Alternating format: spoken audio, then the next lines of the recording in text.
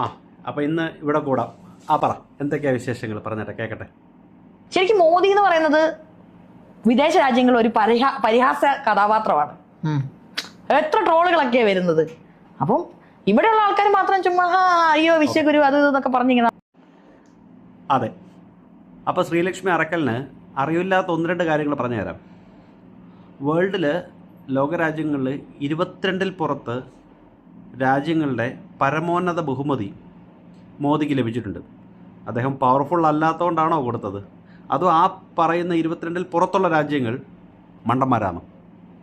അല്ല, എന്താ അഭിപ്രായം? അല്ല, നിൻ്റെ അഭിപ്രായം കേട്ടുകൊണ്ടെങ്കിൽ ഇത് നമുക്ക് അവരെ അറിയിക്കാൻ. മോദി പോട്ടെ, കുഴപ്പമില്ല, പിന്നെ വലിയ പവർഫുള്ളൊന്നുമല്ല, സംഖ്യകളുടെ ചെറുത്. അപ്പോൾ അവരാരും സംഖ്യകളല്ലല്ലോ 22 രാഷ്ട്രങ്ങൾ ഈ പവർഫുള്ളായിട്ടുള്ള മനുഷ്യന് അവാർഡ് കൊടുത്തത്. ഇനി അടുത്ത പറ കേൾക്കട്ടെ. മോദിയുടെ കീഴിലുള്ള ഇന്ത്യ പവർഫുൾ ആണെങ്കിൽ ഇന്ത്യയുടെ GDP ഒക്കെ ഭയങ്കരമായിട്ടുള്ള രീതിയിൽ വർദ്ധിക്കുകയൊക്കെ വേണം. പറ, ഇന്ത്യയുടെ DGP deputy general of police പറ. സോറി, GDP ഇന്ത്യയുടെ GDP ഇപ്പം എത്ര മുളക് പറ. അതല്ലല്ലോ പറയാൻ പറ്റുന്നത്, വേറെ.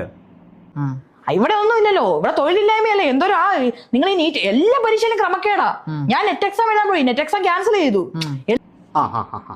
അത് കൊള്ളാം. നീറ്റ് എക്സാമിനകത്ത് ക്രമക്കേട് നടത്തുന്ന മോദി വന്നിരുന്നിട്ട് ക്രമക്കേട് നടത്തുന്നതാണോ? മോദിയാണോ ക്രമക്കേട് നടത്തുന്നത്? അത് ശരി.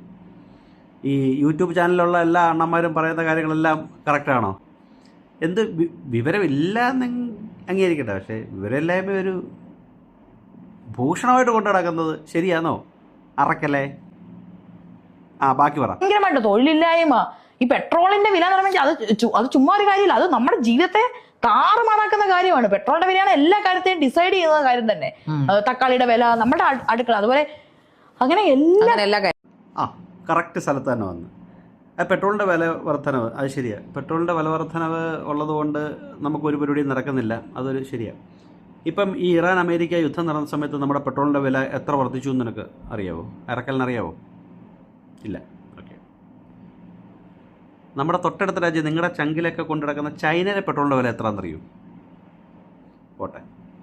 നിങ്ങളുടെ പ്രിയപ്പെട്ട പാകിസ്ഥാനിലെ പെട്രോളിൻ്റെ വില എത്രയാണെന്നറിയൂ? അപ്പോൾ അവിടത്തേക്ക് അവസ്ഥ എന്തായിരിക്കും? അവിടുത്തെ തക്കാളി, അവിടുത്തെ കുക്കുംബർ, ഇതിൻ്റെയൊക്കെ വില എന്തോന്നറിയാമോ? അവിടെ ഉണ്ടാക്കുന്ന സാധനങ്ങളുടെയൊക്കെ വില എന്തോന്നറിയോ? അതൊക്കെ വെച്ച് നോക്കുമ്പോൾ നമ്മുടെ രാജ്യത്ത് വലിയ കുഴപ്പമൊന്നും ഇല്ല ഇറക്കലേ. പിന്നെ മോദിയെ എന്തെങ്കിലുമൊക്കെ പറഞ്ഞാൽ കമ്മികൾ പൊക്കിക്കൊണ്ട് നടക്കും, പേടിക്കണ്ട. നമ്മുടെ നാട്ടില് BJP ഭരണം കേരളത്തിൽ വരുമെന്ന് പേടിക്കുന്നുണ്ടോ? കേരളത്തിൽ BJP എന്തായാലും ഭരണത്തിൽ വരും. പറഞ്ഞത് ന്യായം, അത് വരും.